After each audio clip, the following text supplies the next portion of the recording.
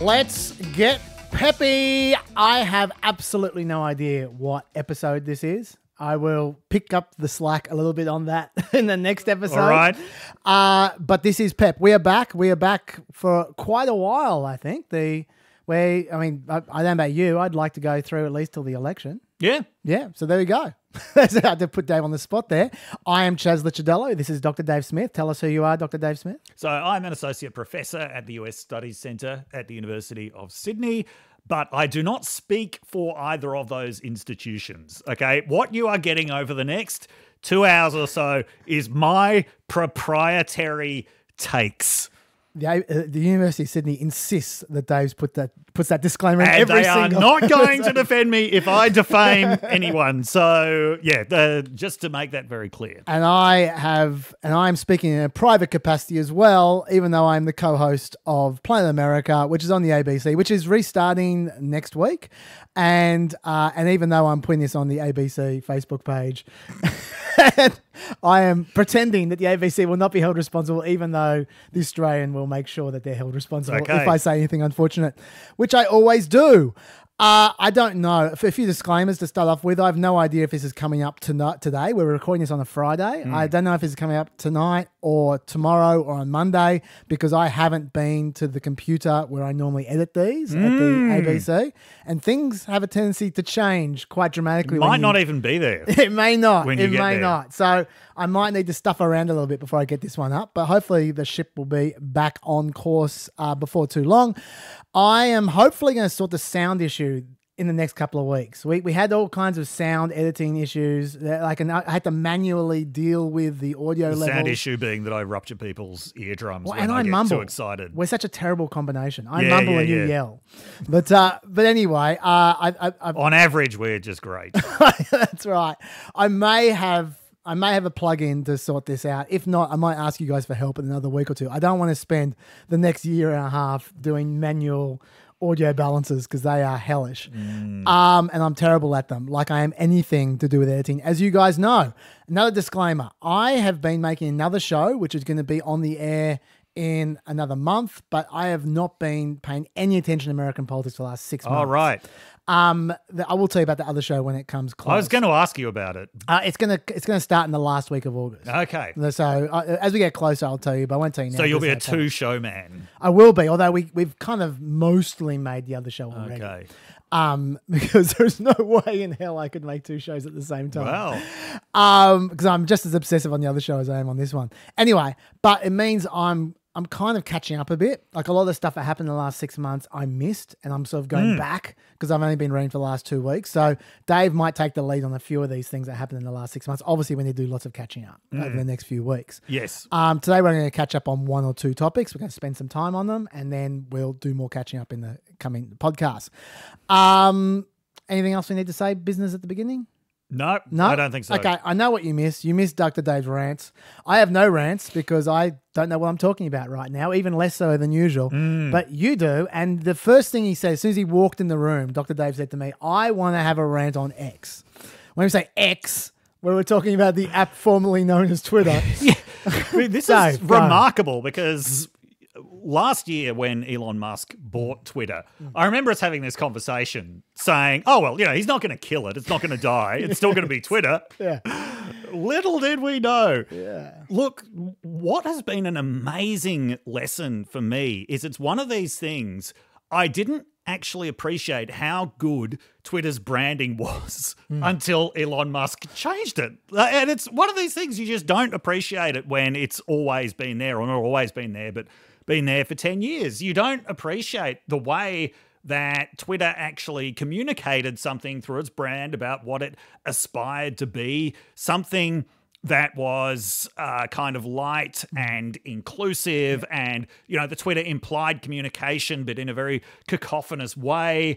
And the bird logo was just so recognizable and so cute. And in the early days of Twitter, they had that convention, which I really liked. I'm sad they stopped it, of people who didn't have profile photos were eggs because they hadn't hatched into, full-fledged birds yet. Anyway, all that branding. And all the language as well. Yeah. Tweets. Tweets. Yeah. As I just didn't appreciate at the time, actually, how good it all was. Yeah. And I mean, I'm not saying this out of too much nostalgia because I have not tweeted for 2 years. My account is locked and never to be reopened, but still, I can recognize it for what it was.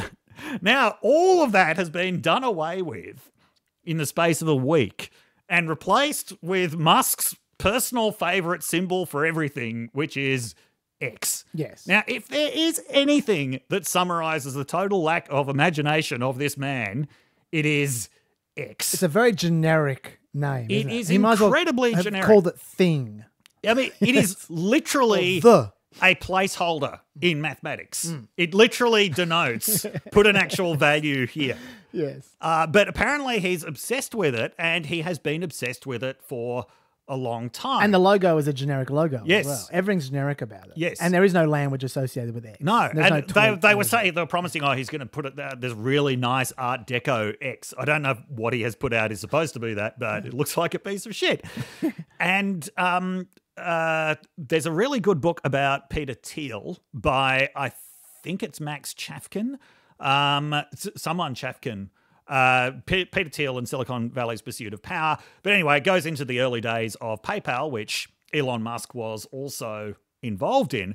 And it points out that Musk actually got kicked out of PayPal because he wanted to rebrand it in exactly this way. Yes. He wanted to change the name to PayPal X. Yes. And other stakeholders in PayPal revolted because they're like, no, we've got this perfect situation. We've basically got the holy grail of marketing, which is we've managed to turn a noun into a verb. People talk about PayPaling things. You're not going to fuck with this by including an X. So he actually got kicked out. But, you know, as we've seen many times with Musk, he has not learned anything. So he's undertaken this major rebranding of something whose brand was already very good and recognizable. And I mean, I don't know anything about marketing or branding, but it doesn't seem like there was any reason to do this. I should say as well, it's not just this. There's also SpaceX. Yes. There's also his kid. Oh, yeah, called yeah. X, with all the symbols. Jesus. Yeah. yeah, go on. But it turns out that this is part of his scheme to turn Twitter into an everything app, which is the holy grail of Silicon Valley. No one in Silicon Valley has managed to pull this off. So they are looking at, I think it's Line in Japan. I can't remember what the South Korean version is. But of course, the prime exemplar of this is WeChat. Yes. So WeChat is a messaging service. It's a social media app. It's also a payment service. It's a very widely used payment service in China. And that is what Musk is really going after. He has said in an interview he thinks that he can get half of the financial services sector with X. And that's fine, but you don't need to change the name to X to do that. It's also a complete pipe dream. Yeah. It is an utter pipe dream. All of these like single destination apps in these Asian countries have been around for a very long time. And part of the reason why they are so successful is basically because of path dependency. They got into the market very early on. They established themselves as these everything apps very early on, and the various kinds of network effects associated with that locked entire countries into it. You can't do that in the American or the European or the Australian environment. There are just too many apps, too many competitors. Yeah. I don't know what he is dreaming of here, but it's not going to happen. Yeah, the idea that you in a single company are going to provide the best option for endless different sub apps. Yes. And as soon as one company comes up with a better version of some part of it, people will just use that bit. Exactly. So you kind of need to have a very different mindset to what we do in the West. For that but I mean, maybe. it's not Who like knows? Western companies can't do it, but they have to get in first. Amazon has done, I mean, it's not the same thing, but they've done something like this in terms of creating an everything store. Once again, the way that they lock it in is basically with network effects and the fact that they got there first. Google has managed to do something fairly similar. Apple's managed to do something fairly similar. But Musk is not in any of those markets, and he is not the first arrival to any of these things. But also, I would say in the case of Google and Apple and Amazon, some of the arms of their supposed everything apps are stronger than others. Yes. Like absolutely. Google search, Yes. Google ads, sure. Yeah. But like it's not like Google phone has removed the iPhone. Absolutely. It's not like Amazon. Yes. Amazon streaming, Amazon Prime is some huge force in streaming television. It's very true. Yeah, it's like the closest anyone got to this in the social media space is, of course, Meta. But Meta is just littered with a history of products that no one used or can even remember anymore in an attempt to become the everything app. So. It's not going to happen. It's a terrible rebranding. He's going to continue to lose billions and billions of dollars. This is going to continue to be the single most foolish purchase made by any human being in history. All I will say, look, I'm not going to second guess his business decisions, not because I think he's some genius in business, but because I know I'm not. Yes. Right. And so, so me saying I don't think it's going to work, I don't hold any stock in my own judgment. All I will say is that X is an exceedingly uncreative, boring concept. Yes. Like the name. Yeah. And his obsession with X over 20 years I find really weird. Yes. And I feel like he should have taken the hint by now. Yeah. The fact that no one else has gotten on board over 20 years. How much must you ignore other people's judgments for him to not get the hint by now? That is absolutely the crux of Elon Musk's career, is ignoring other people's judgments. And it's one of these things where every so often, when someone just heedlessly ignores other people's judgments, they get it right because conventional wisdom is wrong. They struck the jackpot and, they hit it rich. Some would argue that that's what he did with Tesla. But the problem is the vast majority of the time when people just completely ignore other people's judgments, they get it wrong. Like there's only one Christopher Columbus who stumbles into, the Americas because he thought that he was in Asia.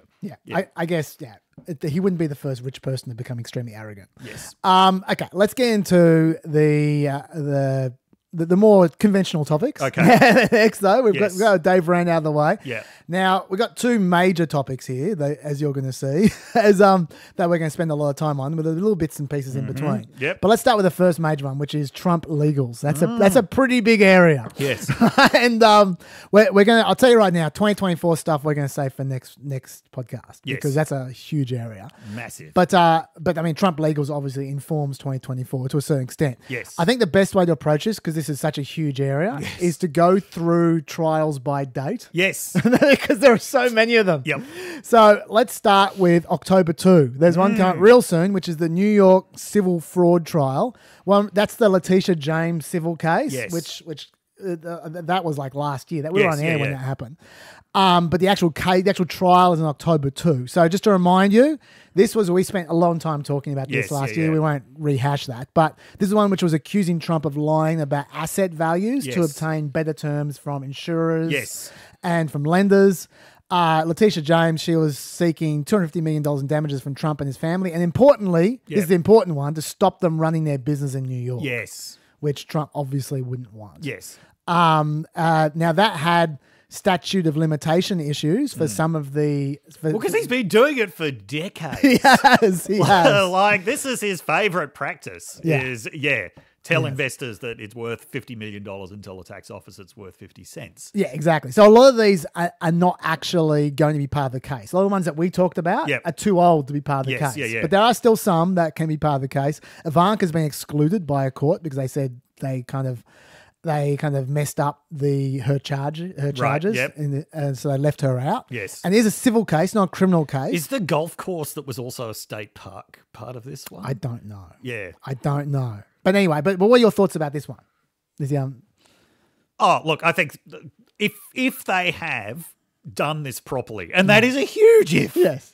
If they've done it properly, then they should be able to get him for this. And as you say, it's not so much the $250 million, which who knows if that would actually be the award anyway. It's that he can't conduct business in New York. Now, admittedly, New York is no longer the epicenter of his family business, but it would still be pretty symbolically damaging to and it would be materially damaging as well. We should say that this would have endless appeals, Yes. and so you can expect him to not be punished for this for quite some time. This is not something that is going to determine the course of the election. No. And in fact, this has got very, very little attention. Yeah, I suspect people basically ignore this. But this is actually this is one of the ones that could do quite a lot of damage down the track, like for generations to the Trump family. Yeah, gotcha. Yeah. Okay, yeah, that's fair enough. And yeah, it did seem like she had the goods, but I don't know what is encountered and what is not. The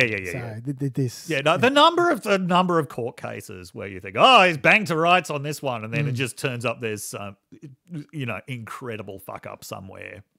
Well, let's talk about another one. Yes. January 15. January 15 is the E. Jean Carroll defamation action part 2. Second defamation now you might go, oh, hang on. This has been settled. Like E. Jean Carroll, she won $5 million against Trump in a sexual assault and defamation lawsuit. Yes. To remind you about that one, this is the one where E. Jean Carroll said that Trump and her flirted in a department store. Yes. Then they went to a dressing room and he forced first his fingers and then his penis into her. Yes.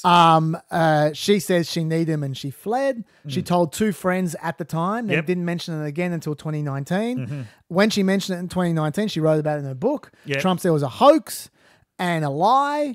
And then the statute of limitations was up for the actual rape, and so the actual alleged rape. Well, then now we can just say rape. Yes. But she then sued for defamation. Yes. For that fresh defamation, saying she was a liar and there was a hoax. At the time, that action was frozen because he was president. Yes. And the courts were divided on whether you could sue someone who was while they were president for the actions of being president. But then what happened was Trump continued to defame her after he was president. Yes. And that was what the court case was about that she just won. Yes. It's for what Trump said after he was president. Yes. Meanwhile, the first defamation action about what he said when he was president never went away. That's what this one is. This is the January 15. But they've added to that another thing that on the day of when the verdict came down, the last verdict, May 10, Trump said that he said that he'd never met her before, that she was lying and she was mentally unstable. Doubled down on his defamatory allegation. So they just added that to this. That is also getting. Now, there's some important context that probably most of our listeners will be familiar with, but but maybe not. So he was found liable for sexual assault. Yes. The jury stopped short of finding him liable for rape because rape has a very specific definition under New York criminal law. Yes. Now, Trump actually wanted this second action thrown out because E. Jean Carroll has subsequently said he raped her. Yeah. And the jury did not find They specifically said it was not meeting the legal definition of rape. Yes. But the court said, no, she is free to say that he raped her because the term rape actually has a much broader meaning than that very narrow New York criminal definition. And by the way, I'm sorry to mention this so many times, given what a prevalent problem sexual assault actually is in our society, but this is just to get into what is actually going on in this case. This is one of Trump's many attempts to have these cases thrown out, none of which have worked. Yeah, I just want to read you the quote from the judge. I've got it right here. The finding that Miss Carroll failed to prove that she was, in inverted commas, raped within the meaning of the New York penal law does not mean that she failed to prove that Mr. Trump raped, in inverted commas, her, as many people commonly understand the word rape. Indeed, as the evidence at trial recounted below makes clear, the jury found that Mr. Trump, in fact, did exactly that. So basically, he is now officially, by a judge, been declared a rapist by the common definition of the term. Yes. So okay. So anyway, but that is so. Yeah, he tried to get it overturned and countersue her because of defamation because of that, and he lost. So anyway, so now we got the part 2. Do you have any comments about what's coming up with that? So it's worth noting both of these trials we've just mentioned, he doesn't need to be physically present. That's right. At Civil them. cases. He will not be physically present at them. He will be going hard on the campaign trail. Yeah, that's true. That's true. And I don't know in terms of, like, once again, this is not a criminal trial. This is a civil trial. So exactly like if he loses this one, which Yeah. I don't know why he wouldn't lose this one since he lost the first one for saying exactly the same things. Yeah. If he does lose this one, then it's going to be similar to the last one, which is a day of news where they go, he needs to pay X million dollars, and then they'll move on, presumably. Yeah. Okay. But yeah. Which he will cover with campaign fundraising very quickly. Yeah. Yes. So these aren't really the main acts, but I just want to cite them because they're part of a maelstrom of legal action over the next nice year. use of maelstrom. Yes. Next one, March 25. This is the first indictment. Yes. This is Alvin Bragg's indictment. Yes. This is one about hush money payments to Stormy Daniels. Yes. Do you want to talk about this one before I get into some minor legal issues with this? Yeah, so this was the first indictment that was actually announced. It in many ways is the least politically loaded one. It's also the one that people are going to care about the least. This relates to the 2016 election campaign, to what by the standards of American politics is really a tiny amount of money. The fact that he falsified a business record wouldn't usually be a felony. The reason it's a felony, according to Alvin Bragg's untested legal theory, is because it was in commission of another crime, which was actually gaining electoral advantage from, so effectively that it was an undeclared campaign contribution. Even I think that this is drawing a bit of a long bow. I wasn't particularly impressed that this was the first indictment that came up, but it is what it is. Yeah. All I'd add to that, I think you've done a good summary there, Dave, off the top of your head, as you always do. What I would add to that is that Alvin Bragg's theory, I'll talk about the tested nature or the untested nature of that in a second, but for a start, it makes everything a lot harder, the way he's trying to do it. Just to be clear, the falsifying business documents in itself is not a slam dunk, because you need to prove intention. You need to prove that Trump, like Michael Cohen, admitted to intentionally altering the records. You need to prove that Trump, because that's what Michael Cohen went to jail for. Yes, yeah. You need to prove that Trump intentionally falsified those business records. Yeah. And it's always difficult to prove state of mind. Yes. Always. Especially when you're, let's say, as mercurial as Donald Trump is. So that's a hard lift to begin with. Yeah. But that's just for the misdemeanor. Yes. As you said, to turn it into a felony in New York law, you need to have it in commission of another crime, which is the campaign finance element of it. Yeah. Now, this is which means there's another intention that you need to prove there as Yes, well. yeah. So he's got to prove two intentions in order to make this stick. But then there's the extra element of untested nature of this, which Dave was referring to, which is that Alvin Bragg is a state official trying to deal with a federal candidate committing a supposedly federal campaign finance crime. Yes. And it's not at all clear that he has the power to do that. Although Trump's legal team did try to get this moved to a federal trial, and that failed. Yeah. So maybe it will work. Yeah. Maybe that element of it will work. But I think there are still a lot of elements that are pretty dicey. Yeah, there's a lot of questions about it at the very least, which we'll find out on March 25. And also, I mean, it does come down to the fact that it's not a crime that most people are going to care about very much. Yeah. One of the interesting things, so when this was announced, obviously there were a lot of Republicans screaming conspiracy, conspiracy, conspiracy. If I had been conspiracy-minded, I would have thought this was a conspiracy to make sure that Trump was the Republican candidate at a time when polls were showing that just about any other Republican would do better in the 2024 election, because that was one of the major events that helped Trump to reconsolidate his support. At the time that indictment was announced, the gap in the poll averages between Trump and DeSantis was tiny. It was like within the margin of error.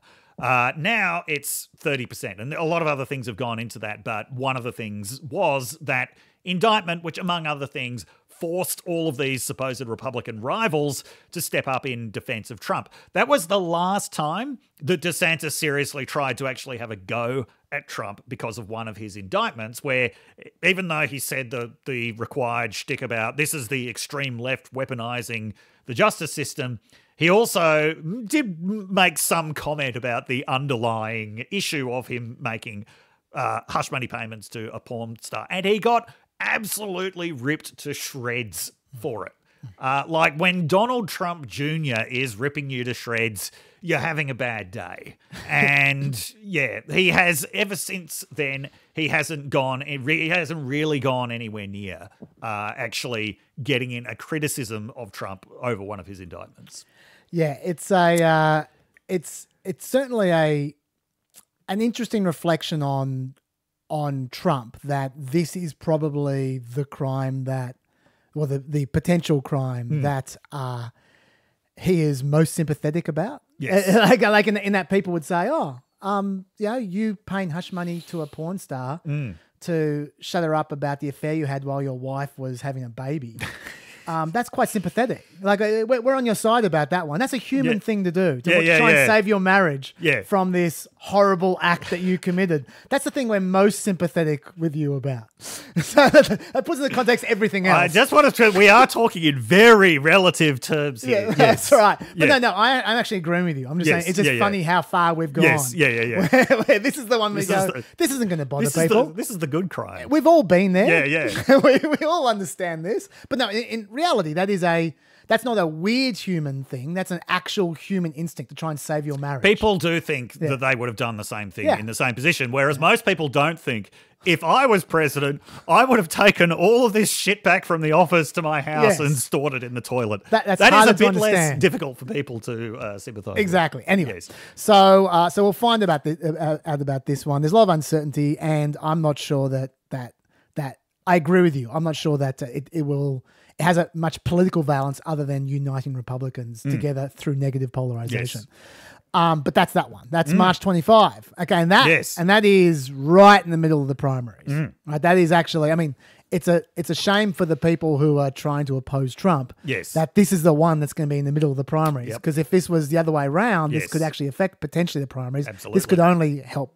Trump in the primaries, I feel. Yep. Then we have the one that's basically after the bulk of the primaries are over. It's still in the primary section, but after kind of the horses bolted, which is the second indictment, which is the documents case. Yes. And this one also dropped when I actually had COVID when this one dropped. Oh, really? Yeah. It made me that sick to read the stuff. But for those who don't remember, this got plenty of attention. But for those who don't remember, there's 31 counts that Trump has been charged with of willful retention of national defense information. Now, importantly, he keeps on talking about the Espionage Act. This is not about espionage. No. It's simply about retaining defense information. So whether it's classified or not classified does not matter. Doesn't matter at all. Just that it's national defense information. Okay. Yes. And each of those counts is 10 years. Yes. And there's also conspiracy charges as well with him and one of his aides, this guy called Walter Nauta, who I'm sure we're about to talk about. Yes. Why don't you start off on this one? Well, what I actually want to start with is when Peppers were no doubt following this and they heard the name Eileen Cannon, did any bells get rung? Because you talked a lot about Eileen Cannon last year, Trump's favourite judge, a Trump appointee. She was appointed at the age of 38 and someone that he really seemed to have put there just so that when he inevitably got charged with stuff after his presidency, that he would have someone close by that would be sympathetic. In his court cases last year, he specifically targeted her. Yes. In all, like he tried to get her in all his court cases last year because he thought she was the most sympathetic judge in America to him. Yes. And she has this case. Not through conspiracy. No. This was just the luck of the draw. This was the luck of the draw. The indictment really had to be in South Florida because that's where, arguably it happened as well in Washington, D.C., but there are too many problems with that. So had to be there. And because she's West Palm Beach, she had a higher than usual chance of getting it. I've heard it was something like 20% that she would get it. Anyway, she's got it. We're stuck with it. The Justice Department has not tried to challenge it at all, which I think is a wise decision. Yeah. So there was a lot of speculation about, is she just going to make this as easy for Trump as possible? So far, the answer seems to be not really. So the scheduling of the trial, this was the first big decision that she had to make. Trump's team wanted it postponed until after the 2024 election, which, of course, if he won, he would just get Justice Department to drop the charges. Or pardon himself. Yes, or pardon himself. The prosecutors wanted it in December. She has basically split the difference, holding it in May, which is pretty good for Trump because, as you say, the primaries are basically over by that point. Maybe not so good for the Republican Party because too late to choose anybody else. So far, Cannon hasn't really been particularly sympathetic to a lot of the tactics of the Trump legal team. Can I say, though, that the real issue, the rubbers are going to hit the road with Eileen Cannon and the trial date down the road. Right, yes. People think that the May 20 date is in stone. It is not in stone. And to be honest, like the Dispatch, which are no friends of Trump, they're seriously never Trump Republicans, right? They have some legal experts. They have their own legal podcast as well. And the people on that, they know what they're talking about. Yeah. They have said, get ready for this trial to possibly be after the election anyway. Oh, wow. Okay. Because they said the level of the number of classified documents involved with this make it extremely complicated. Yeah. Because you're dealing with people who have no right to access these classified documents. Right. And in court, how you deal with them, each one needs to be gone through separately and permission separately. That they were saying that they talked to a bunch of lawyers who deal with this kind of issue. Yes. And they said your average case would take 2 years. Really? With this level of classified documents. Wow. Yes. So May 20 is actually a severe underestimate. The Justice Department has claimed this will be done in 2 or 3 weeks. Yeah. Well, I'm just saying. Look, okay. It is not my area. I'm just saying the Dispatch are no friends of Trump. Right. Yes. And that is what they are saying. These people are legal experts, and that is what they're saying. So they might be right. They might be wrong. Yes. But they were saying before the trial date was set that a reasonable time to set the trial date if the election didn't exist would be around the election time. Yes. And so now maybe the Eileen Cannon might try and rush things along. Who knows? But my point is that if Eileen Cannon wants to delay, she certainly will have cause to delay if she wants, because there's going to be many, many rulings over the next 6 months, and she can easily delay each ruling just a little bit if she wants to. Yeah. So we will see. Yeah. That's yet to be proven how much of a hack she is about the date. Yes. Now, it has to be said, Trump has done himself no favors in this trial. Yeah. So there's the audio of him saying that he had a classified document that he can't declassify now because he's not the president anymore. Yeah. And then telling people what was in it. And this was as a way of having a go at Mark Milley, claiming that Mark Milley wanted to attack Iran. Apparently what the document actually was laying out the different options in relation to Iran. I've got a few quotes for you here about this document on the tape. He says, "See, as president, I could have declassified it. Now I can't, but this is still a secret," he says. And then he said, that obviously proves he knew it was secret. Yes. It proves he knew he couldn't declassify it, which is been his number one defense. His number one defense is that I could declassify at any point in time. That he declassified them with his mind. Yeah. It's something his lawyers have never been prepared to repeat in court. And importantly, the important thing about this is no one thinks that the court will go, oh, well, he's right. He can declassify his mind. Yeah. What obviously he's going for with that is state of mind. Yes. Did he intentionally keep these documents when he knew he wasn't entitled to keep them? Yes. He's trying to say, hey, look, I'm a loon. Yeah. I have no idea. I think this stupid shit, so therefore I don't have the intention to break the law. Yes. That's what's got. But that quote I just read proves he did not have that state of mind, and it's bullshit. So that's a problem for him. Yes. Also, he said that I've got a few more quotes. His defense on the day when that was leaked was he was talking about newspaper articles. Yeah. Not talking about secret documents. Yes. Because it's an audio tape, not a videotape. Who knows? Obviously, they'll get the New York Times people to testify. Yes. But leaving that aside, he says, quote, "Look what I found. This was his plan of attack. Read it and just show. It's interesting. This is secret information. This was done by the military and given to me." So it's pretty clear off the tape that's not newspaper articles, and he's fucked. That's pretty clear. That section. Yeah, go on. Yeah. There was a bizarre little coda to all of this. I don't know if you saw it because maybe you haven't been following this so closely, but it turned out that there was this arrangement from the Israeli Antiquities Authority I have heard this. to loan these Israeli antiquities to Trump in 2019 for a White House Passover celebration. And this was all being done through this Southern California businessman who's a big donor to the Israeli Antiquities Commission. Sorry, I can't remember anyone's names at this point. Anyway, they didn't actually get them to him in 2019 for some reason, but they did get them to this Southern California businessman that he still wanted to get them to Trump even after Trump was out of office. And it was his understanding that the Antiquities Committee had okayed that.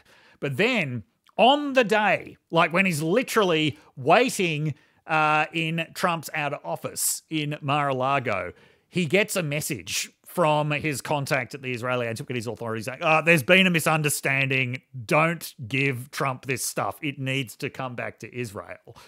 And he's like, no, like I've made a promise. That's bad if we don't get, I'm giving it to him anyway. So he goes in, presents Trump with these Israeli artifacts, and Trump's response was apparently to whine, why don't American Jews give me more votes? That was his response to getting these priceless, ancient Israeli artifacts, which he wasn't supposed to have in the first place. It was to complain to this guy, who he obviously saw as a representative of the Jewish people. Why isn't it that Jews didn't give me more support in 2021? Anyway, to Trump's credit, or to the credit of his legal team or spokespeople or whatever, when this was revealed that the Israeli Antiquities Authority wanted them back, they said, "Oh yeah, fine, we will give them back," because it doesn't really seem that Trump was that interested in them in the first place. And to be fair, I have spent many nights staying up wondering why Jews don't give Trump more votes. I'm sure most of our viewers as well are bedeviled by that question. Yes, and we should say, by the way, that we assuming that you know a lot about this stuff already, but just to remind you. It's not hard to prove that he had these documents. No. They were found in bathrooms. Yes. On the stage of a ballroom. Yes. In offices, just stacked up, just where anyone could access them. Yes. So he definitely had the documents. The famous bathroom where the toilet is not flush against the wall. Yes. The toilet is kind of sitting in the middle of the floor. So many crimes involved in that bathroom. He definitely had the documents. His defenses are shattered by that tape. Yes. And apparently they have a second tape as well.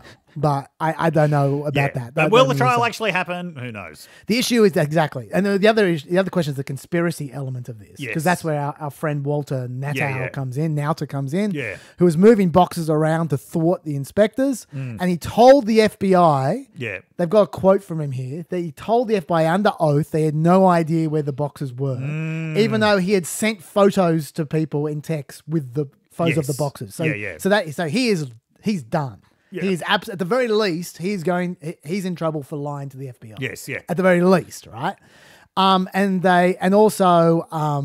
They suppose they have video of boxes being moved. I don't know if that's Walter Natter or someone else, but they've got video of boxes being moved to try and avoid the inspector. That was surveillance video. Wasn't it? Yeah. So there's a lot of trouble there. I think Walter Natter is going to prison. Oh, Walter Natter's definitely going to prison. Yeah, Trump is not going anywhere near prison. Oh well, I don't. Yeah, we'll get to that. But I don't think. The question is whether Walter Natter flips on Trump to try and reduce his sentence. Yeah. But Trump is never going to prison. I agree. Yeah. We should say that Trump supposedly told his lawyers that they should tell the Justice Department they have no materials that need to be turned over. Yes. When he knew they had. And the lawyers took notes right in front of him. Yes. Which is evidence. That's like a tape in a court. Yes, which is something that Trump discourages, to put it mildly. He does not want his lawyers taking notes on meetings. So God knows how someone actually did it and got away with it. But, well, they did. Yeah. And so Trump's in trouble on the conspiracy in that level. That's conspiracy. Yeah. And also apparently they say they have evidence that he that he told Nauta to hide boxes from his attorneys. I don't know if they have texts Yes. or emails or what. Maybe they don't have the evidence. I don't know. We'll see if they can prove that. Yes. That's probably what they want to now to flip on. Right? Yeah. But either way, and the other defense from Trump is he says, well, Biden did it as well because Biden had documents in his garage. They like to mention. Now, I know we mentioned this last year, but I'll just reiterate because we're going to hear this a lot. Yes. Yeah. That the reason why Trump is being indicted is not because he had documents. No. It's because he had documents and then he spent a year trying to postpone giving them back. Yes. And even then he lied Yes. he lied and obstructed and conspired Yeah. to stop them getting them back. Whereas Yes. Biden was the one who volunteered the documents. That's right. And handed them over. That's a big, big difference. Yes. So yes. So just to be very clear on that. Do you have anything else to say about that case? No. No. Okay. This is the one where I feel like their facts look pretty solid to me. Yes. Yeah. Like I'm surprised. I remember we had when this first broke a year ago. I remember we talked about this, and I said to myself, that it's going to be hard to get him convicted on this Yes. because number one, you need to prove intention. Yeah, yeah. Which is really, I didn't know that tape existed at that Yes. point in time. Yeah. That's going to be hard to prove intention. Yep. And secondly, jury selection is going to be a nightmare. Yeah. It's going to be really hard to get 12 jurors without one of them being a Trump head. Yes. Yeah. And that Trump head is going to make it very difficult to convict him. Yes. I still think the jury selection is a massive issue. Yeah. Absolutely. But I was surprised at the evidence they have. Yes. So that's the second big thing today that we're telling you we were wrong about, along Yeah. with, Musk won't kill Twitter. Yes, that's right. Yeah. Okay, January 6th case is the next one. Now, that's an indictment that we're expecting probably in the next couple of days. Yes. It might even be before I get this thing edited. Yes. But do you want to talk about that one? Well, so this was another thing that Trump himself announced, that he was the target of investigation. The fact that he's got a letter declaring him a target of an investigation doesn't necessarily mean that he'll be charged, but it's often a precursor to him being charged. Now, the significant thing about this is it's not just legally significant. This is about the entire narrative that's developed over the last 2 years about what happened on January 6th. Because the way that has been memorialized, the media attention, it's all been about the riot. Now, that's understandable because the riot was a massive spectacle. In many ways, it was a very scary event. But that riot was never going to overthrow the United States government. The far more serious stuff that was happening was Trump's political and quasi-legal strategy to try to overturn the election results, which involved pressuring or trying to find friendly officials at the local, state, and federal level to try to nullify election results. So this was an effort that went all the way from trying to put pressure on Georgia's Secretary of State, trying to put pressure on specific jurisdictions within states, on coordinating efforts that were done at the local level. On Pence. Yeah. To all the way through to mobilizing a lot of members of Congress to protest against results. And the incredibly dodgy strategy that was going on here was the idea that if you just had some state or some states where you could get enough of a claim that the result was really in dispute or in doubt, then you would get Congress to declare it a failed election and send it back to what, presumably a friendly state legislature to get you the result that you want. So it was an incredibly dodgy strategy. I will just, at this point, because it's appropriate, I want to do a quick Michigan corner. Let's do it. It's the Michigan Corner. Okay, cool. So Michigan is one of the best examples of where this happened. Michigan, Biden won that by 150,000 votes. So of the close states, it was actually the least close, but it also had the most concerted effort right from the beginning to nullify election results. So this began on election day itself, when what used to be known as the Cobo Center in Detroit, where votes were being counted, was flooded with Republican activists from the suburbs who were supposedly there to observe the vote count, actually had no interest in doing that. They were there from the beginning to disrupt the vote count and to try to delegitimize it. Between them, they produced the legendary 200 pages of completely meaningless affidavits of supposedly improper stuff that they saw, none of which was deemed to be improper by the courts who reviewed it. In Wayne County, as you'll remember if you were listening to us in November 2020, the 4-person Wayne County Electoral Committee deadlocked on whether they would actually certify the vote because every county has a 4-person commission that is 2 Republicans and 2 Democrats, despite the fact that Wayne County is something like 80% Democratic. The Republicans caved later on that day in response to outrage at a public meeting, but then it became clear that the Michigan State Election Board could deadlock as well, although one Republican, the heroic Aaron Van Langevelde, decided not to because he was actually doing his job, so it got certified. But despite all of that, there was still a plan within the state Republican Party, within a faction of the state Republican Party, to send a slate of fake electors to the state capitol on the day that the results were going to be transmitted. Now, by this point, the official state Republican Party wanted nothing to do with this, but there was a group within the state Republican Party who say they were working with the Trump campaign. They met in secret. Like, there was really bizarre shit, like they met with the lights off and stuff in state headquarters. They had a plan to sneak into the Capitol before it closed at night and stay in the basement overnight so that they could like pop out and present themselves as this alternative electoral slate. Surprise! Yeah, they didn't do that in the end. Instead, they rocked up to the state capitol on the day, tried to get in, begged someone from the Senate to come down and receive their bullshit votes so that they could claim there were 2 slates of electors and therefore the election was in dispute and so it could be sent out. And this does very much sound like something that was cooked up by Trump's legal team. Now, there was a criminal element to this, though, because it involved fabricating forms saying that they were legitimate electors. And although it just might sound like a completely juvenile stunt, this is where it actually gets into criminal territory. Of course, no one was ever going to believe that they were the legitimate electors. Nonetheless, there was a serious, if completely cack-brained scheme there to try to nullify election results. So as a result now, the 16 people who were involved in that have been charged. I'm going to read out some of their names. Michonne Maddock, Marion Sheridan, Kathy Burden, Mayor Kent Vanderwood, Stanley Grott. I'm not going to read any further because Stanley Grott is the best name. You've already done us enough damage. You've already cost us 4 of our most loyal listeners. Go on.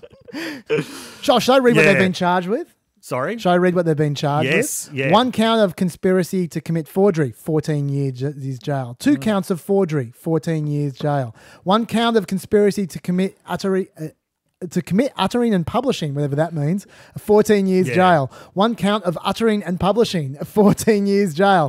1 count of conspiracy to commit election law forgery, a 5-year felony, and 2 counts of election law forgery, both of them a 5-year felony. So they're in trouble. They could be found guilty of uttering. They are in very serious trouble. And, you know, part of my heart will always belong to Michigan, and I am very glad to see this. So this is an example of the kind of thing that was going on. That's the most egregious example.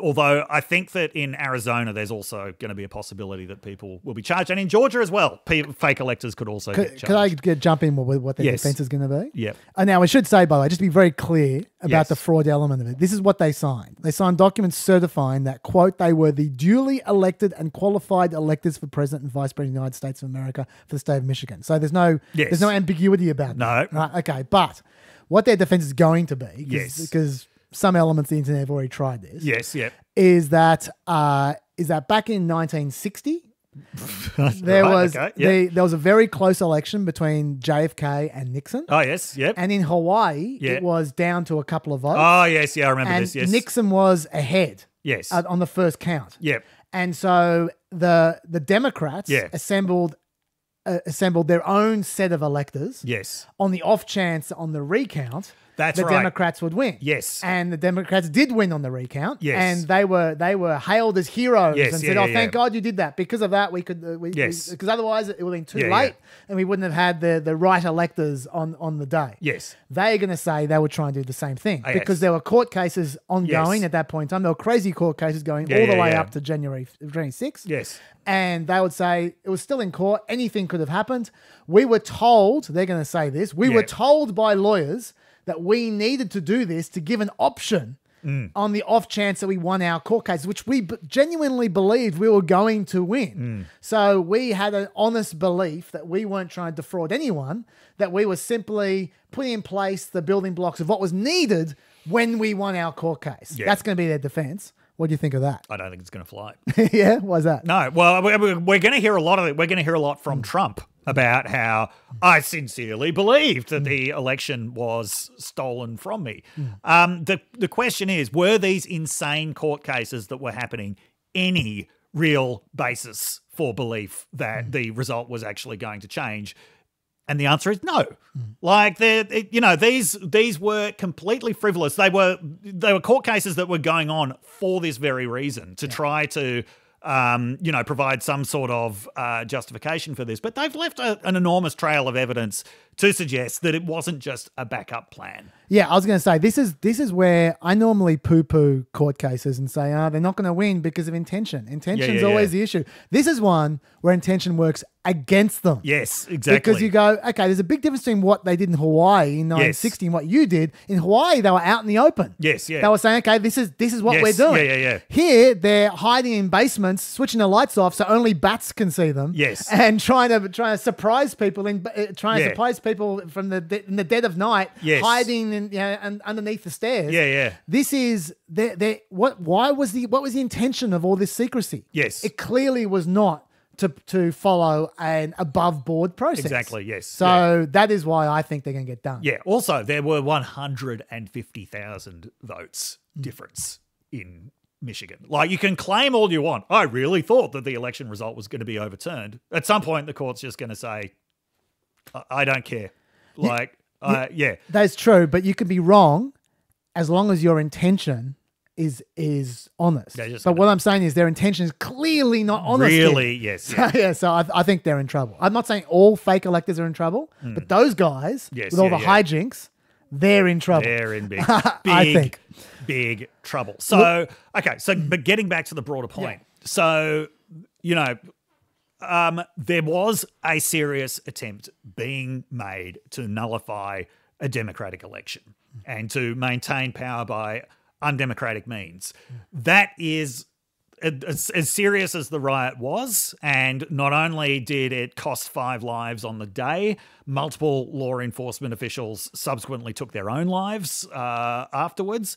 As serious as all of that was, and the hang Mike Pence chants and the fact that members of Congress had to be escorted out for their own safety, in terms of the threat to the whole democratic system, that was not as serious as this other stuff that Trump was doing. And I think the importance of these charges is to remind people, beyond the legal case itself, is to remind people that January 6th wasn't just about the riot. Unfortunately, the fact that the riot played such a big role has ended up playing into the hands of Trump and his allies, because they're claiming that this is just about the right to protest. Yeah. Okay, Trump has already signaled that this is going to be his defense, that I legitimately thought I won the election and I'm just protesting. This is the American tradition of protest. Over the last 2 years, all these people who are now in jail and singing versions of the national anthem on prison phones, they of course have been subsequently recast as martyrs by right-wing media who were just, unescorted tourists that day. And of course, they always draw the equivalence with Black Lives Matter, claiming, look at what happened with Black Lives Matter last year. They were burning cities to the ground. Of course, they weren't burning cities to the ground. There were small areas of cities that, that had some arson, but it was never like anything on the scale that it's imagined to be retrospectively. But thing is, it's not about the riot. Yeah. Okay. The riot is a small part of the picture. the much bigger picture, which not only involves Trump, which actually involves more than 100 members of Congress as well, but I think just for the principles of getting on with life politically, we've just got to pretend that they never happened.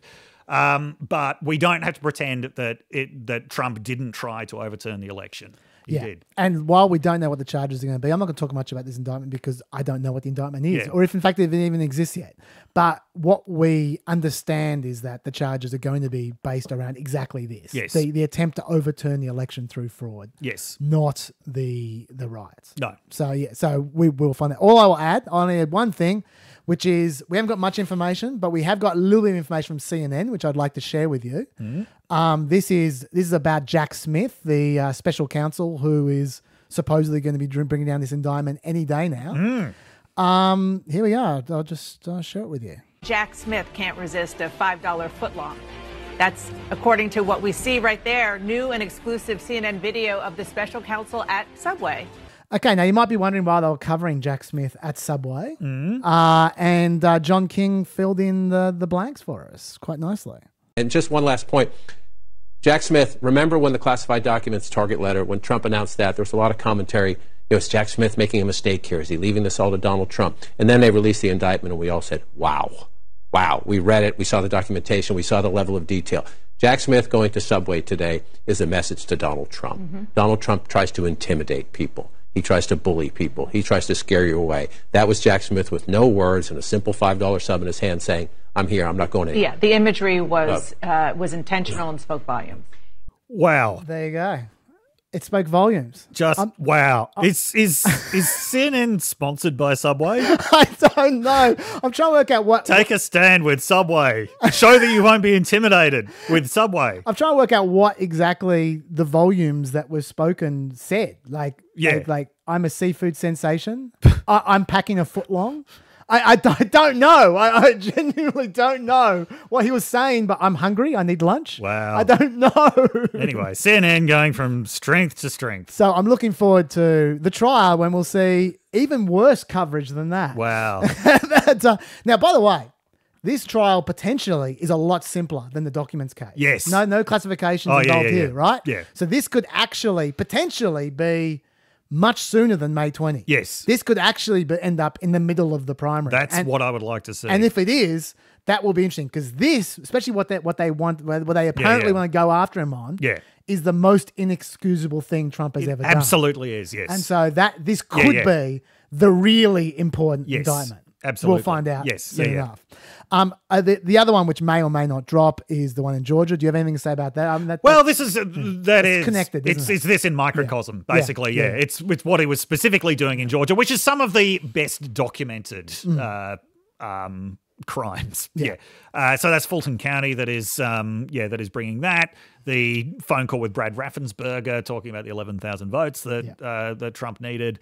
I mean, that may be kind of superfluous if he gets these federal charges, but they should still stick it to him anyway. I should also say there is a case which I won't even bother with because compared to the other ones, it's quite minor, which is another civil case in January for the Trump Institute. The Trump Institute? The Trump Institute. This is from way back. I didn't even know about the Trump Institute. The Trump Institute charged $1,000 for seminars that promised to reveal Trump's secrets to success. Oh, right. You'll be amazed to hear they weren't his actual secrets to success, that he had nothing to do with it, and they just plagiarized some shit from some other course. Wow. And also Trump promoted personally 2 different pyramid schemes, personally attesting to the earning potential. People sunk thousands of dollars on it based on his say-so. Yes. And look, I'm not sure either of those trials are going anywhere, but they're going to be in January. That's just very typical Trump shit. The only other thing that's legal that I want to mention, it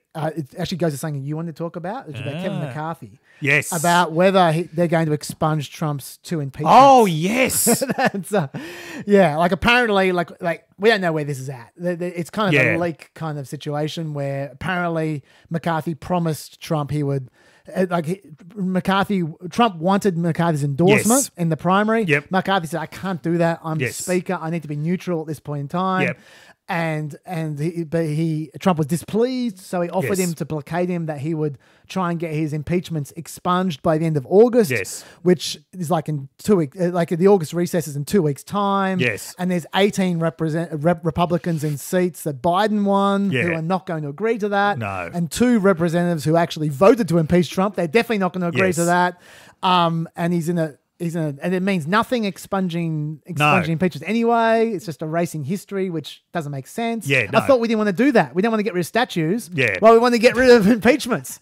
And besides, if you're going to expunge something from Trump's record, I would have thought I'd expunge the bit where he used to call up the New York Times and pretend his name was John Barron and boast about how Madonna wanted to have sex with Donald Trump and how he had 3 separate girlfriends at the same time. I'd expunge that bit from his record if I was him. But anyway, do you have anything to say about this? And about where Kevin McCarthy's at with the other Republicans in that respect? Yeah, well, I mean, and, you know, this is a ridiculous scheme that, you know, it's typical of something thought up by Trump. Trump wants to have a historical record that doesn't include him being impeached twice. Now, there is nothing he can do to change the fact that he actually was impeached twice. Yes. Like reading into the congressional record, oh no, he actually wasn't impeached at all is... The votes happen. It's just, it's absolutely meaningless. And Congress in the future... saying the votes didn't happen in the past makes absolutely no sense. Absolutely no sense. It's not the same people. Yeah. So, no, he would never be able to sue someone for defamation if they pointed out that he was impeached. I mean, I think, his dream is his impeachments will be expunged, then Joe Biden will get impeached, and that will somehow make everything right. But this does say a lot about the position that McCarthy is in. McCarthy, of course, had Trump's endorsement for Speaker. We, of course, were not pepping during that whole debacle of McCarthy having to go through 15 rounds of votes, which is the most of anyone since before the Civil War. And one of the remarkable things during that was that this right-wing group of Republicans, they had no alternative candidate. They had no plan other than just to keep denying McCarthy the leader. They didn't even have any demands. Any real demands on McCarthy. Like, they got everything that they wanted out of him, including rules that anybody could challenge his speakership and all that stuff. But they just kept opposing, kept voting for different people. Like, they were voting for Byron Donalds one day and Bob Good another day. There was just no... I mean, obviously this kind of far right... They're on some very basic philosophical level opposed to any kind of collective action whatsoever. So they're not actually going to behave collectively in Congress, but what they can all do individually is just make a lot of trouble. Well, at least they can when McCarthy only has a majority of 4 or 5 seats. Yeah, I mean, Matt Gaetz is a great example of this. Matt Gaetz is so extremely individualistic. He never joined the Freedom Caucus, and he never even joined the 20. The group that's to the right of the Freedom Caucus. He's just in the Gates caucus. Yes, the caucus of one. And yet McCarthy is completely beholden to these people. They are the reason why he had to put stuff in the military appropriations bill about abortion, which no sane Republican strategist would have wanted. They would not have wanted the single most popular area of American government spending being tied to the most divisive social issue. We will talk about that. Yeah, one which has been a losing issue over the last 2 years for Republicans. So this is how beholden he is to them. He's been making noises about impeaching Biden, or at least opening an impeachment inquiry. We're getting to that. About Biden. Okay, we'll get to that. But as is, there's no way that Congress would actually vote to expunge the impeachments. No. Let's roll on because we're not going to get through everything, but I definitely want to get to that bit you just referred to before, the Hunter Biden stuff. Yes. But first of all, Stats Nugget. I got so many Stats Nuggets. I got like 10. Okay. Not for today, but just I got so many. Okay. So this is a Michigan Corner one. So I knew we were having a Michigan Corner here. Yes, yeah. There's a Michigan Corner Stats Nugget. Dueling stings. Detroit is the poorest city in America. Yes. Let me tell you some stats, which I was surprised by.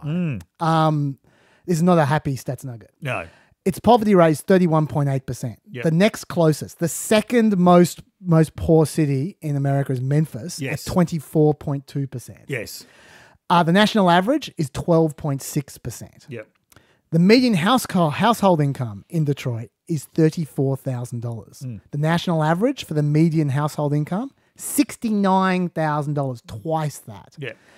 Only 39.6% of Detroit residents were working in 2022, compared to 62.2% of the national average. Yep. More than a quarter of Detroit residents in 1 year said that they had been victims of vehicle theft, home or auto break-in, property vandalism, or physical violence in 1 year, Yep. according to a University of Michigan survey. The Bureau of Justice Statistics report on crime victimization in 2020 found nationally 0.93% of Americans had suffered a violent crime, 6% had suffered a property crime, compared to a quarter Yes. in 1 year in Detroit.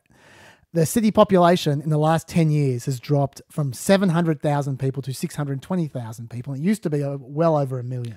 Look, just to add Yeah. a couple of historical stats. Yeah. In 1950, Detroit had a population of 2 million. There you go. It was the second largest city in America, and it was the richest city in America. Wow. And there you go. I've got nothing else to add. I just couldn't believe those stats. Yeah. So do you have anything to add on that one? before we move on? Some of the counties that surround Detroit are still among some of the wealthiest counties in America. Yeah. Yep. Okay.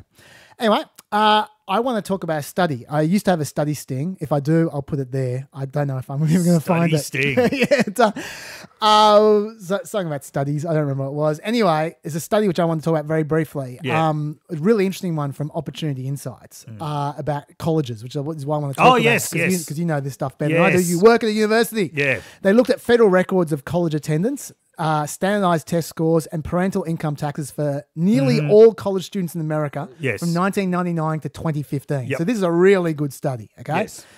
And they basically, what they were focusing on were 12 colleges in particular that Yes. they're called the Ivy Plus. They're the Ivy League colleges plus Stanford, MIT, Duke, and University of Chicago.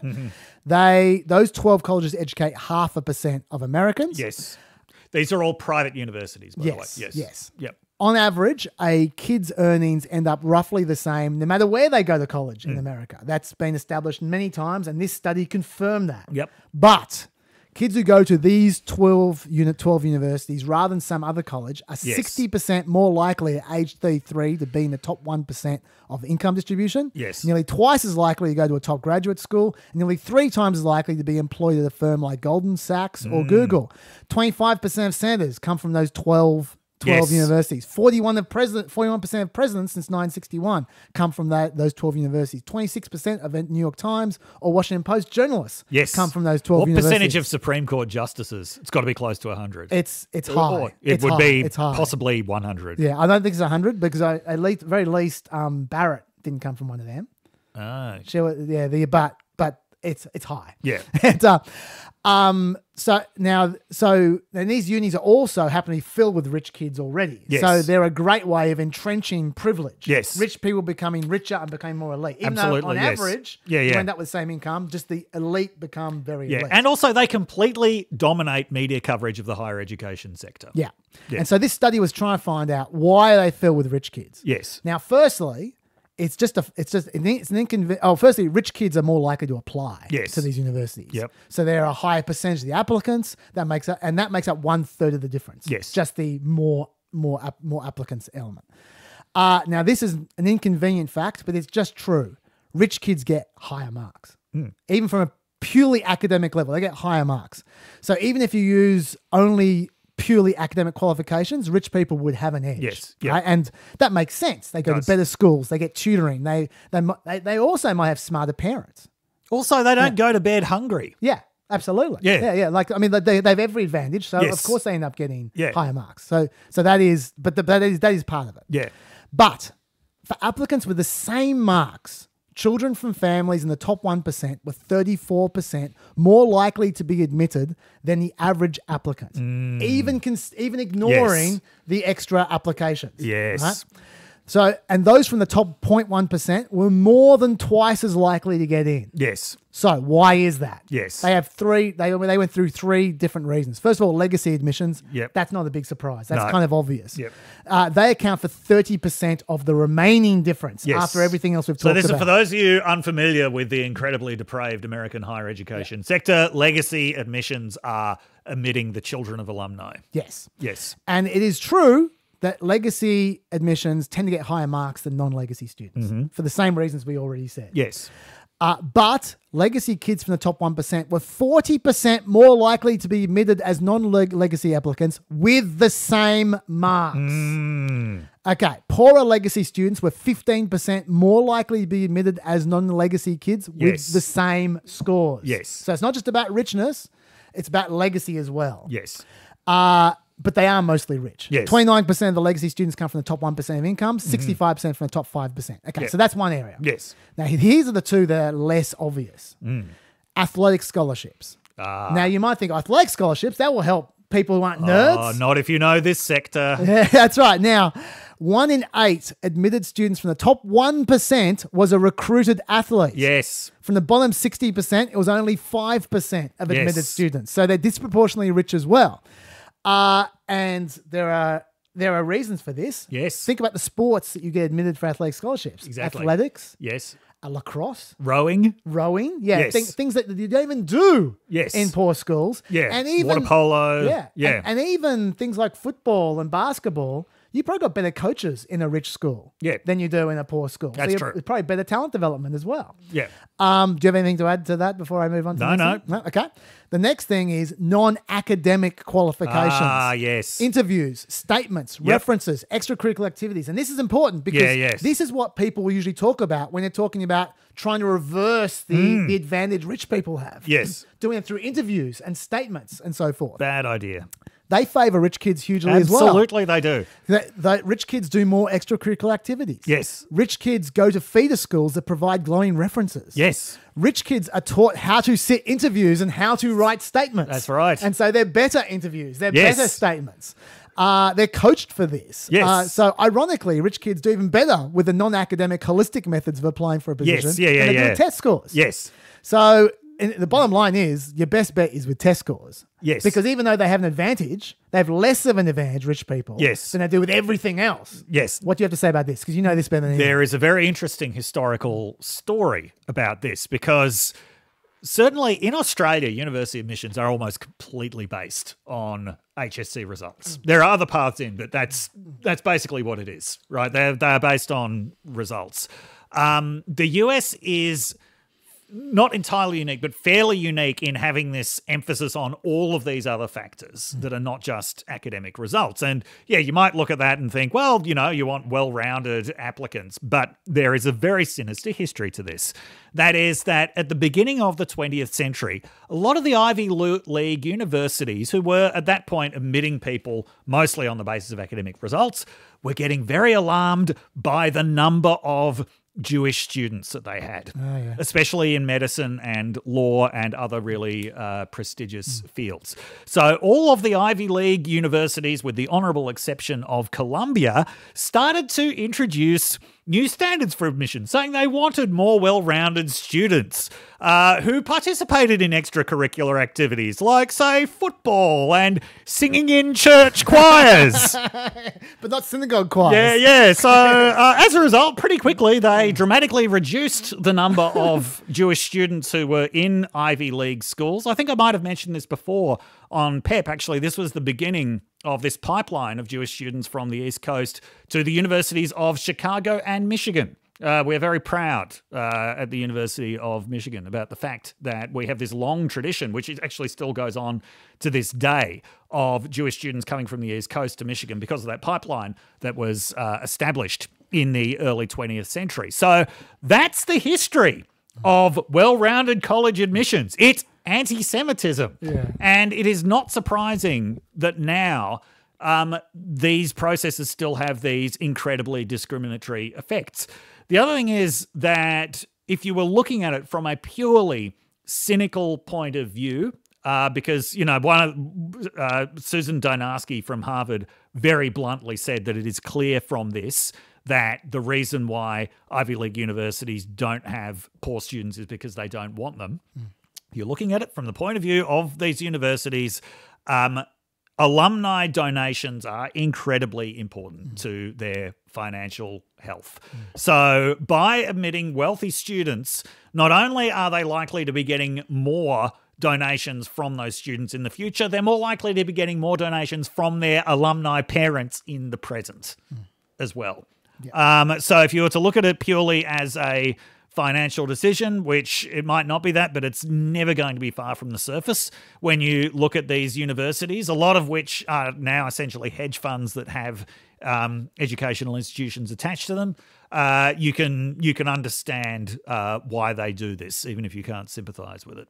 Let me ask you a question, Dave. Yes.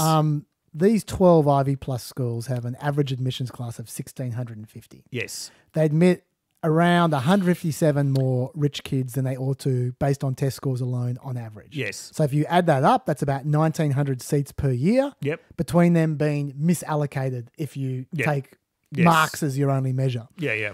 4 million kids are admitted to college each year.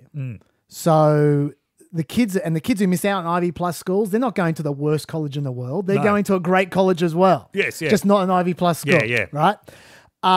So should we be focusing on the other 4 million kids instead of that? Well, look, I believe in general, just in the public discourse and in the media, there should be far less focus on all of those elite universities than there is, because there are 6,000 universities in the United States.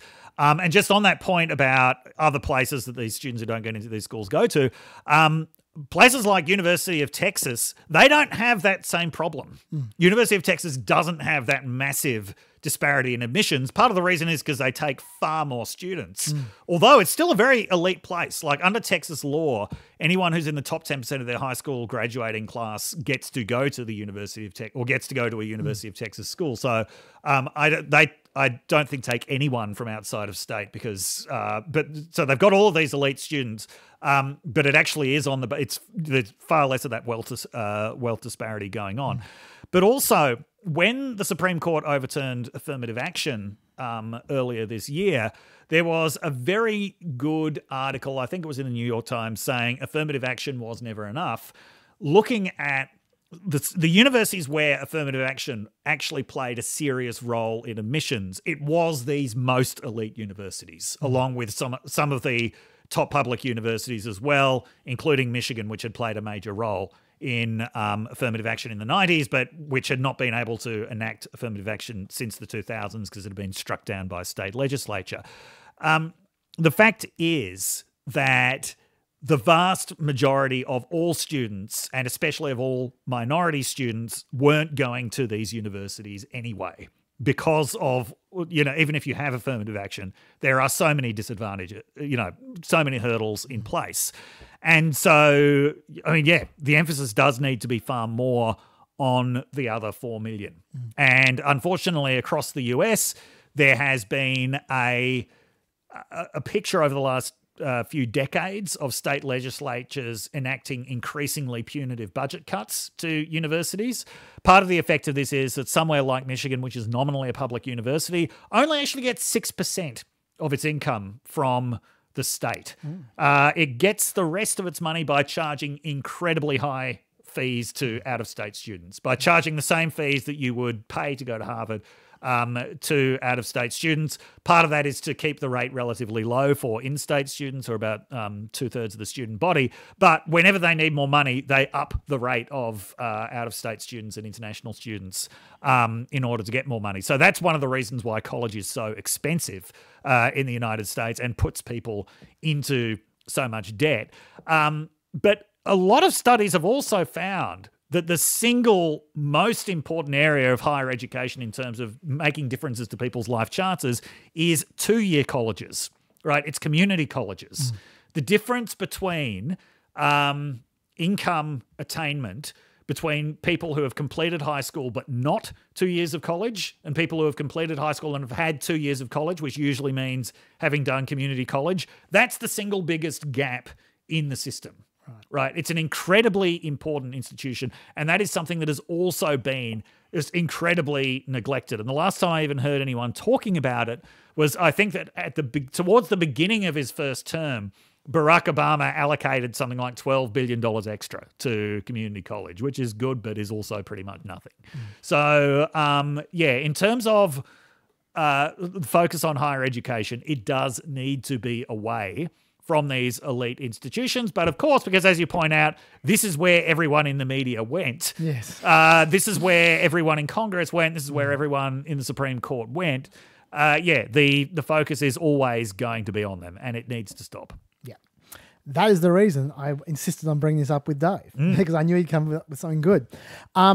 We got 20 minutes left, so I'm going to skip past Bitegate. Sorry, I know you want to talk about Bitegate so much. Do you have one very short thing to say about that?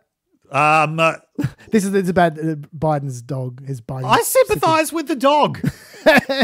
Like, it's a very stressful environment. You've got all of these massive armed men around all the time. And you got Hunter Biden. Yeah. Now, of course, you're going to see them as a threat to your family. You're going to defend your family. You're going to apply the teeth. Okay.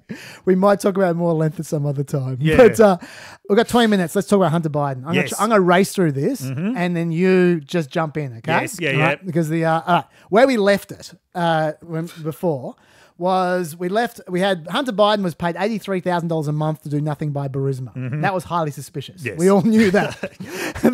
The right was saying that he was paid to get favors for Joe Biden, like, for instance, getting Shokin fired. Shokin was a prosecutor, chief prosecutor in Ukraine. There was no evidence for that at all. No. Just the IMF wanted Shokin fired. Not the just EU wanted Shokin fired. Yes, the IMF and the EU and a number of European and international organisations wanted Shokin fired for corruption reasons. And they said he wasn't investigating Burisma. Yes. Okay. Then we had Hunter. That was one area. Yep. Hunter's laptop showed up. It was filled with porn and drug videos. Just ask Marjorie Taylor Greene. She's looked at every single one of them. There were emails of Hunter trying to shake down all kinds of dubious characters in China and Ukraine, Romania. He was clearly trying to trade in his dad's name. There was no doubt about that. Yeah. He was clearly trying to make up some deals that Joe Biden would benefit from potentially. Like, he was saying, let's give Joe 10%, etc. But those deals didn't. There was no evidence those deals actually came through. Right? Yes. There was no evidence he succeeded. Joe Biden said that he never talked to Hunter about his business. I think no one believed that. But whether he talked about him or not, doesn't mean he was involved with it. Yes. Right? One of Hunter's ex-partners, Tony Bobulinski, said publicly that Joe Biden often was in the loop with Hunter on his business. He said he told the FBI he had proof that Joe Biden was compromised by China, and the FBI told him they would follow up, but they never contacted him again. That's all he had to say. This was like 2 years ago. Yeah, I remember that. And the Republicans said that there are a whole bunch of these SAR reports, suspicious activity reports, financial reports associated with Hunter Biden, which they hadn't been able to look into at this point in time when I stopped following this at the end of last year. That suspicious activity reports by banks, that is. Now, we didn't find out what they were at that point in time. So, in other words, we were left in little doubt that Hunter was one of the world's dodgiest human beings, but there was definitely no smoking gun connecting his dubious activity to Joe Biden. Yeah. Okay, that's where we left it. Now, what's changed in the last 6 months? Those bank accounts, some of them have come out. Not all of them. 4 of the 12 banks have handed over records to the Republicans. The Biden family received at least $10 million worth of payments from foreign companies in the period right at the end of when Biden was vice president to just after.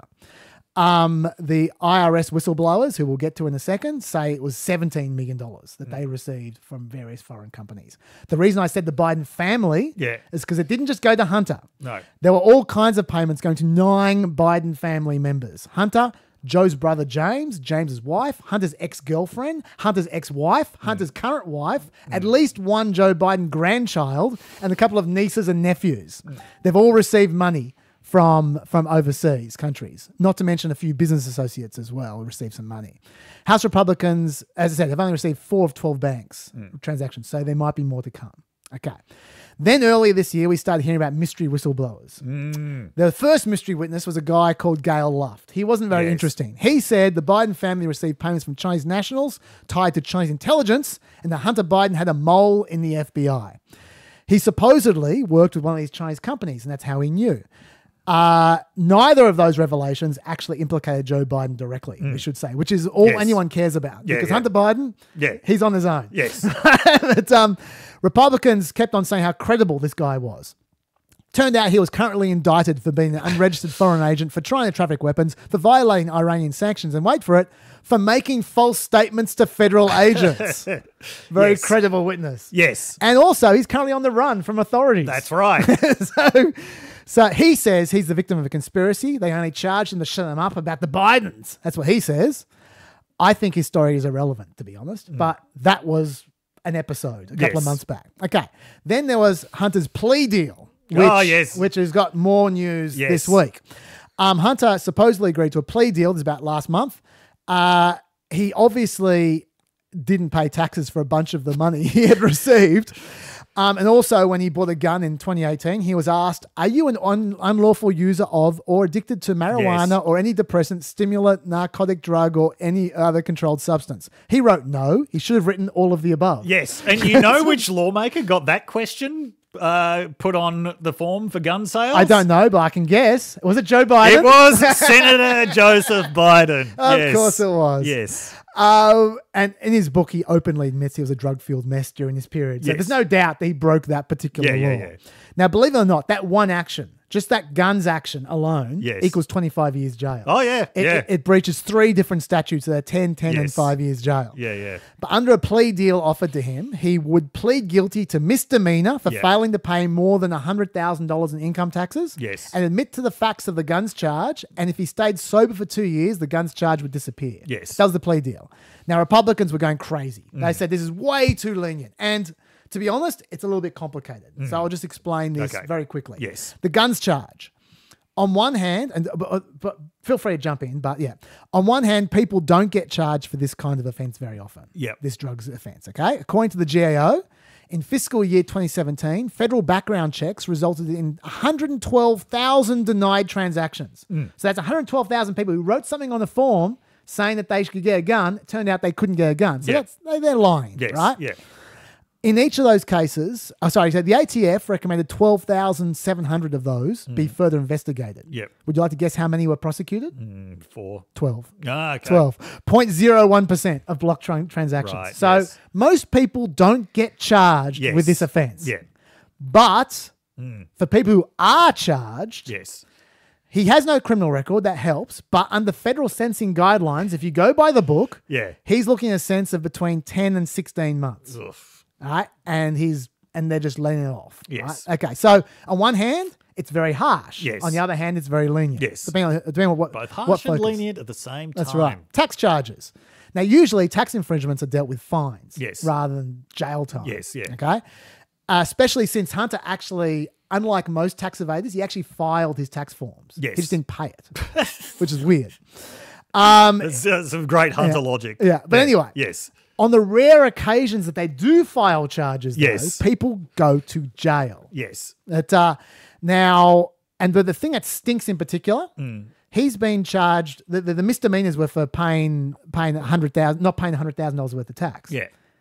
He paid a lot less than $100,000. We don't know how much yet. Yeah. But it's looking like about $1 to $2 million he didn't pay in tax. Yeah. Okay. At the very least, the IRS, according to the IRS whistleblowers, who we're going to meet in a second, they had him dead to rights on over $250,000 worth of tax. Yes. But a lot of that was going to, and if he was charged under that category, he's looking at 27 to 33 months jail. Yes. Yeah. But a lot of that was in 2014, and the statute of limitations expired at the end of 2022. Right. Now, what the IRS whistleblowers say, I'm jumping ahead a little bit here. Yes. Yeah. Is that they had the ability to extend the statute of limitations, and Hunter's own defense lawyer didn't oppose that. Right. But that the powers that be decided to let them lapse. And they only are charging him with the $100,000 tax bracket, which is a misdemeanor. Well, which they're treating like a misdemeanor. Yeah, yeah. So once again, could be seen as harsh, could be seen as lenient, depending on which way you go. But the really dodgy thing about the plea deal is what happened this week. Yes. Because it fell apart because the judge questioned some of what she called the non-standard terms in the plea deal. Yes. She asked whether the plea deal for these crimes would make Hunter immune from completely unrelated charges, like, for instance, an unregistered foreign agent. Has nothing to do with guns charges or Yes, taxes. The prosecutors said no. The defense had a fit because they said no. Yes, Yeah. you said yes. And then they hammered out a deal where Hunter would be immune from any tax, gun, or drug-related charges alone from Yes. 2014 and 2019. But the judge said, quote, I cannot accept the plea agreement today. These agreements are not straightforward and they contain atypical provisions. Okay, so we don't know what went on there. Yeah. But I think it's a fair guess that the defense people weren't crazy and that somewhere there was hidden away a stipulation that he was going to be, and why the judge talk about it? Because she found somewhere in some fine print somewhere this immunity deal. Yeah. So why are the government trying to tie their own hands to stop charging Hunter for other things? Because that's what this that's a question mark at this point in time, I would say. That's the plea deal. All right. Then we have the two latest whistleblowers. There are two witnesses, Gary Shapley and Joseph Ziegler. This is in the last few weeks. Yes, yeah. They both worked at the IRS. Shapley was a Republican. Ziegler is a gay married Democrat. Both, to be honest, seem quite credible to me. Neither of them spoke like morons. Yes, yeah. I understand. They didn't seem like massive hacks. Maybe I'm wrong. But anyway, they said the FBI and the DOJ were frequently trying to either slow walk or cover up the Hunter Biden investigation. Shapley noted that with the statute of limitations thing, that was from Shapley. They also said they were told they were not allowed to interview Joe Biden's adult granddaughter about those foreign payments she got. They said that they were told it would get them in hot water if they spoke to her. Because they were trying to chase up, are these legitimate payments? They were also denied search warrants for Biden's Delaware house and even for a storage unit. They were told for optics reasons. When they were supposed to interview Hunter Biden, the Biden transition team was tipped off the night before the interview. And then they were told they weren't allowed to approach Hunter anymore. They would have to wait for him to come to them for an interview. He never came to them for an interview. They also recommended much harsher charges on Hunter and both the IRS. And Weiss and the 4 relevant prosecutors all agreed with their recommendations. But then Weiss told them there was resistance from other officials inside the Department of Justice. We don't know who those officials are. Who thought a jury might be sympathetic to Hunter Biden's drug addiction and the death of his brother, Beau Biden, they said. Weiss also told them he didn't have the power to bring charges outside Delaware. It was the Biden-appointed U.S. attorney in D.C. or California who had that call to press those charges. And they didn't want to, he said. That's important because the Democrats' number one argument for why why we should ignore Hunter Biden is because Weiss is a Trump appointee and he's the one making the call, they say. And Weiss and Garland in public have said that Weiss is the one who makes the call. They say, the whistleblowers say he told them personally, and they say they have evidence that he told them personally that he's not the one making the call. That's Democrats making the call, not him. Now, we should say that both of them acknowledge it's very common to disagree about charging decisions. Yes. Shapley said over 90% of his cases, his decisions have been disagreed with by superiors. Yes. Ziegler said his direct superiors disagreed with him, thought he was overly harsh on Hunter Biden. Yes. So we need to put that out there. Yes. Okay? Also, most of the supposed obstruction happened under Trump. Yes. So we need to put that out there as well. Yes. And we don't know who we're talking about here. It's all very vague. Yes. Right, right? Yeah. The final thing we need to talk about is the FD1023, which is a form that Grassley released last week. Oh, yes. Yeah. This is a report of unverified allegations by a confidential source. Yes. Completely unverified allegations. Yes. We need to emphasize this. They describe the CHS, that's the confidential source, as credible. Who Yes. knows? The guy in the Lamb was credible according to them. But there's a key distinction here. Yeah. He may be credible, but he was recounting Yes. something that someone else had told Yes. him that might not have been credible. Exactly. Yes. We're going to get to this. Everything he said of any value was about not Zelensky, Zalkevsky, Yes. who's the owner of Burisma. Yes. Who, I was going to say this at the end, but I'll say at the beginning now, who the CHS says is known for, like all oligarchs, are Yes. known for boasting about being able to bribe people. Yes. That's something they love talking about. Yes, They yeah, do a lot of bribes in the Ukraine and Yes, Russia. yeah. They also like to say they do a lot of bribes. Yes. And he doesn't know what's true and what's not. Yes. But this is what he says Zlakevsky said. Yes. Okay.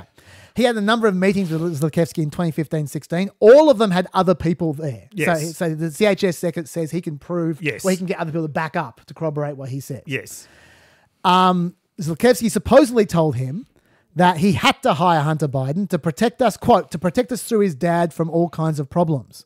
Zlochevsky said that although Hunter was stupid and his dog was smarter, Zlochevsky had to keep on the board so everything, quote, will be okay. He also told the CHS that both Joe and Hunter explicitly told him to keep Hunter on the Burisma board, that Joe told him to keep Hunter on the Burisma board. He said it cost $5 million to pay one Biden and $5 million to pay the other Biden. He said he didn't want to pay the Bidens, but he was pushed to. He said he told the CHS he had 17 audio recordings of interactions with Hunter Biden. Well, sorry, 15 with Hunter Biden, 2 with Joe Biden. And they show that he was coerced into paying them for their help, including to get Victor Shokin fired. Now, remember, Shokin was supposedly fired for being corrupt and all the rest of it, and not investigating Burisma. According to CHS, Zlochevsky told the CHS that Shokin was investigating Burisma, but it was okay because, quote, don't worry, Hunter will take care of all of those issues through his dad. The CHS also said there were multiple people there. Oh, yeah, I already said that. We should also note there is an email from November 15 of the number 3 in Burisma emailing Hunter Biden, this was on his laptop, and Devon Archer, who's at Burisma, asking for their help to close down any cases / pursuits against the head of Burisma in Ukraine. It was in 2016 that Shokin was fired. And also, CHS said Zlochevsky told him he never sent any money directly to the big guy, and it would take investigators a decade to find all the payments he'd snuck out to the Bidens. Bill Barr, that's what's in the FD 1023. Yeah. Emphasizing what you just said. Yes. Zlochevsky might be full of shit. Yes. There's not unknown amongst oligarchs. Yes. Yeah.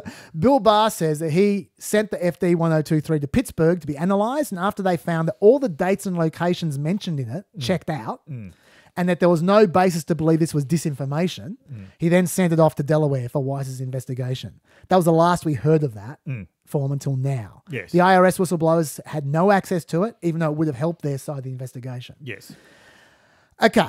Chuck Grassley's had this since May. Yes.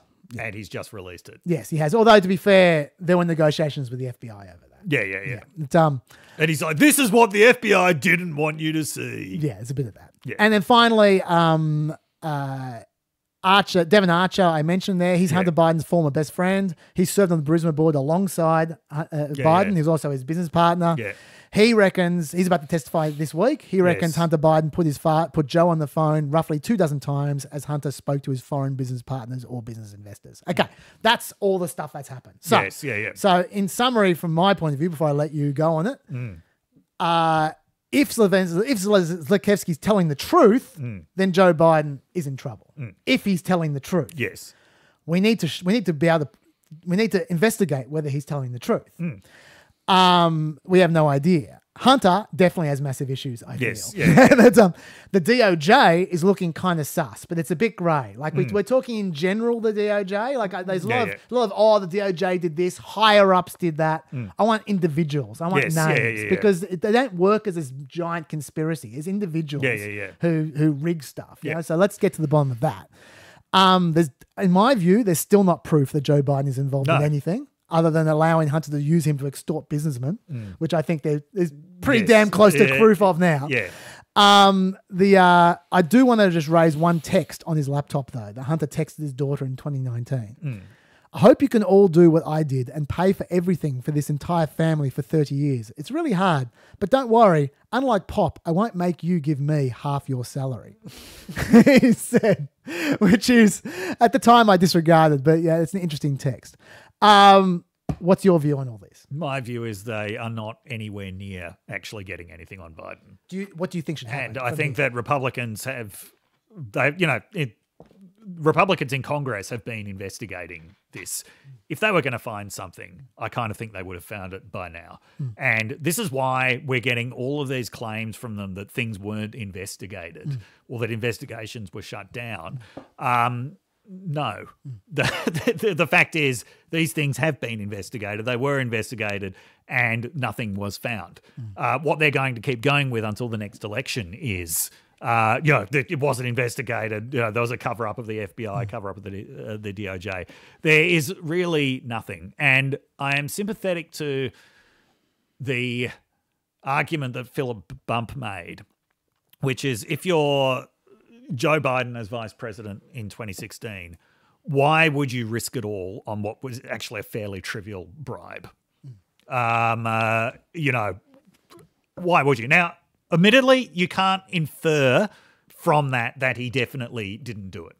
But at the moment, there's no actual evidence that he is. If you've been following this stuff over the last few years, you know how many absolute frauds and fantasists there are always out there who are willing to just claim shit about famous people. I'm certainly not saying that the IRS whistleblowers, I think that they absolutely, in their interpretation of what happened, they think that they were obstructed. Yeah. David Weiss obviously disputes that pretty vociferously, and I think he's going to have to testify in Congress about that. But I think that could be a kind of legitimate difference in interpretation. I'm not bringing them into account. We actually know who they are, and they've got very solid records. But the number of sources, who have just turned out to be these, con artists on the run, I think that is what is more likely. I mean, maybe it will turn out that Joe Biden was absolutely as stupid as his opponents dreamed that he was and,